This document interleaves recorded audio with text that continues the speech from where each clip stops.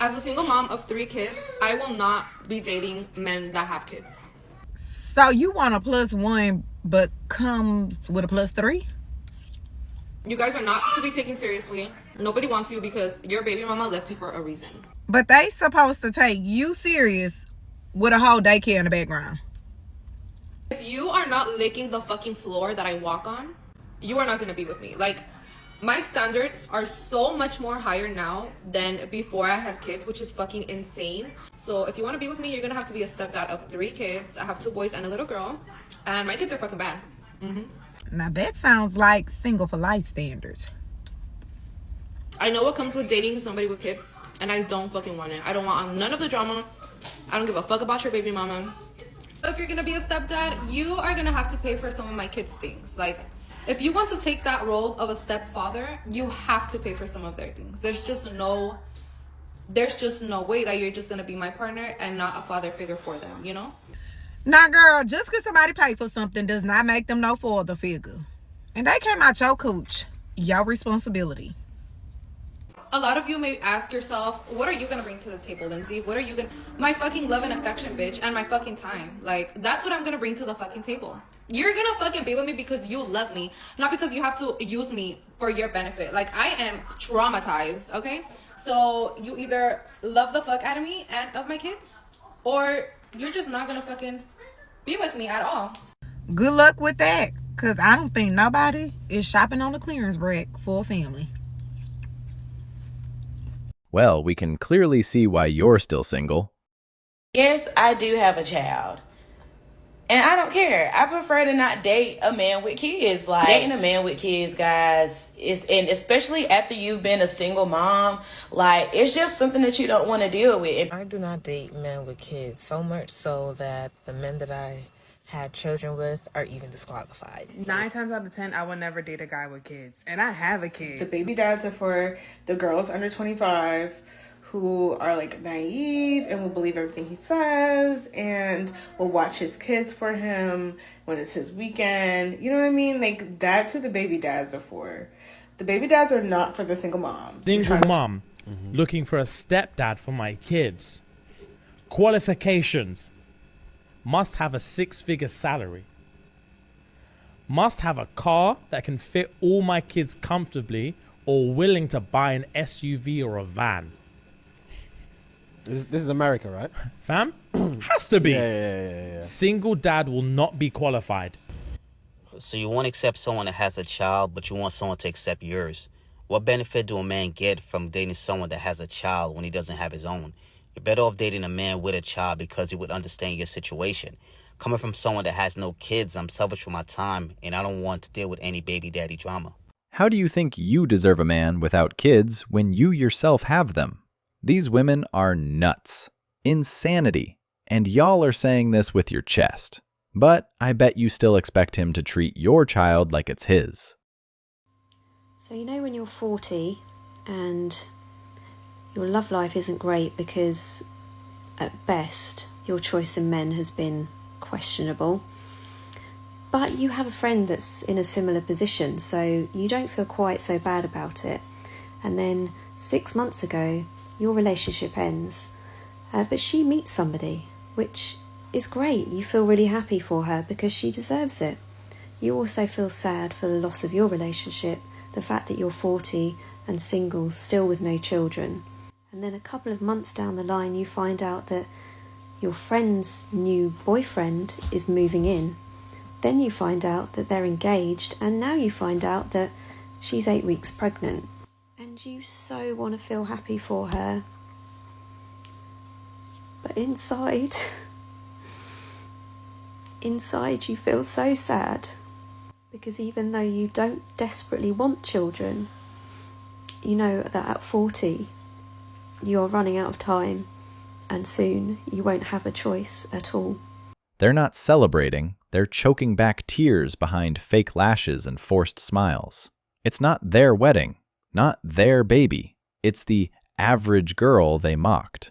While she builds a family, they drown in Botox, brunch cocktails, and group chats stuffed with regrets disguised as living free.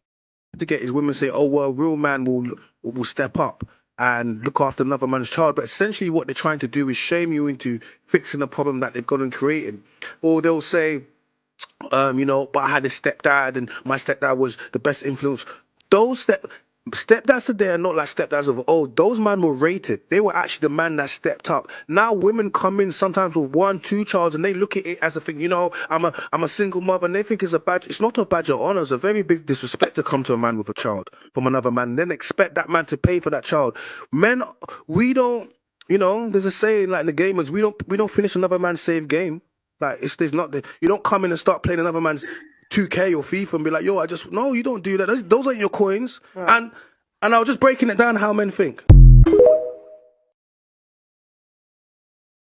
Calling all men, especially if you agree with this comment, that you wouldn't want to be with a single mom, especially as a man with no kids. Okay, I would love to hear the reasons why. If you agree with this, if you agree with what he said, I would love to know what the fuck your deal is. So leave a comment, please explain. Don't just leave some bullshit. I need explanations of your reasons why. Like, it doesn't matter on the woman and her personality and like what she's got going on. Like, just, it's an automatic no if they have kids. Please tell me. If a man does want to stay with a woman with kids, I would actually love to know the reasons why he wants to date such a woman. I keep seeing these clips of women trying to shame men that are in their 30s, maybe about to hit 40s, because these men are still saying they don't want to settle down. Have some of you women not realized that maybe you just don't make him want to settle down? Have you ever thought that maybe he has something going on? He has a built-in ecosystem that makes him happy, and what you're trying to bring into it doesn't really mix well with the ecosystem, that it might kill what he's created? You know, the same way women talk about, well, I don't need a man, I don't need you to come into my space and destroy the peace I've created. Have some of you thought that maybe these men think you're going to destroy the peace that they've created? Some of you can only think about yourself, and you're super selfish because you just think you can't be the issue and or you're not the problem. The same way women create an ecosystem of peace, men older in age have created an ecosystem of peace as well. But some of you have never been told you're not that girl, and you don't make him want to be in a relationship and or settle down. We have to pay for them, can't discipline them, we will always come last, get attached and they go with you, dad's still in the picture, can get accused of touching them, they resent me being with their mom, she'll always take their side even when they're wrong, we have all the responsibility but no authority, they're a constant reminder of your ex, the kids will never appreciate me, can't take vacations, nothing but liability, money, and exposure to risk. I've waited for my husband for so many years, and I'm just getting mad, and I'm about to turn 40. There's a lot of stress on me right now. This is the price of chasing the feminist fantasy. Years poured into independence and chasing careers, only to hit 40 furious, single, and depressed. I'm gonna say something very controversial, but motherhood is a scam. Too many women have been lied to and deceived by society about motherhood. Everyone is celebrating being a mother, it's secret, it's divine, but no one has told women how hard motherhood actually is. I'm not a mom, but I'm a daughter and a friend to many other women. I have seen my own mother and a lot of my other girlfriends sacrifice their lives to motherhood. So my best friend just had a daughter 2 months ago, and she told me, Jessie, I know you don't want kids. If that's your plan, stick to it. Don't change your mind. And mind you, my friend actually got support. So when the baby was born, for the first month, she got a nanny living with them, taking care of the baby 24/7. She didn't have to lift a finger except for feeding the baby. And now her husband's parents are living with them, cleaning, cooking. She doesn't need to do much, but still she told me it's exhausting and her body is starting to have all the low problems. And not even to mention she lost a great career opportunity because of this. So my friend works in this big Chinese company, top tier in the industry. Her boss really values her because my friend is really good at what she does and she's ambitious. So her boss wants to send her to the US to manage the North American business. So she only needs to stay in the US for 2 to 3 years and then return back to China. Immediate promotion to higher leadership position. So basically the rest of her life is set. You know, you don't need to work hard anymore. You can just lay back, chill, great money, easy life. And now all of that is gone because you can't just leave your newborn baby and go to the US. And my friend told me her daughter is the best thing ever happened to her. She loves her so much. She wouldn't trade anything in the world with her daughter like all the other mothers. But still, she told me, you know what, being child-free is kind of nice. So... This is peak feminism. Women chase peace and independence, terrified of losing themselves. But by 40, that so-called peace feels like a prison. Independence turns hollow when silence is all that's left. They mocked family and stability, yet crumbled under the loneliness they proudly created. For the first time ever since records began, 50.1% of women are childless by 30. So there are more women without children at 30 than there are women with children. The first time ever. Well, somebody clipped a part of one of my podcasts, I believe it was, where I was talking about what our society does to 19-year-old women, or 18-year-old women, 19-year-old women. We just lie to them all the time. You know, the first lie is, there's nothing more important than your career, more or less by definition. So that's the first lie. The second lie is, there will be nothing more important to you in your life than your career. So that's the second lie. And then the third lie is, there should be nothing more important in your life than your career. So that's the third lie. What I've seen is that as women progress towards their late 20s, there's a psychological transformation. And what happens is that they place less emphasis on their career and way more emphasis, particularly on having a child. Society, fueled by feminism, sold them lies they gladly believed. Now at 40, they're alone, still waiting for Prince Charming.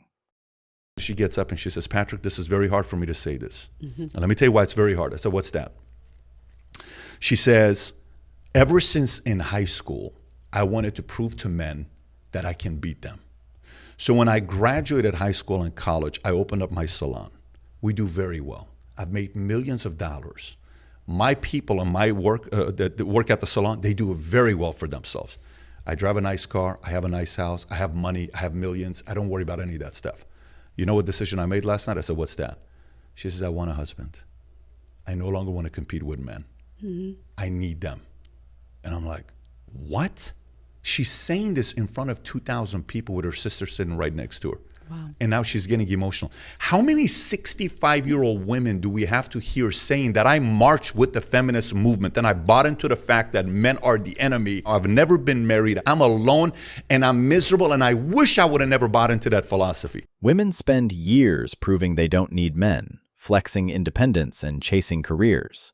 But when the loneliness finally sinks in, the tears start flowing. Truth is, no one forced them into this path. They chose it. Responsibility is like if your wife cheats on you, you have the responsibility to make a decision. Right? And you have to ask yourself, one, if you choose to stay with her, can you forgive her? Can you still look at her the same way as you did before?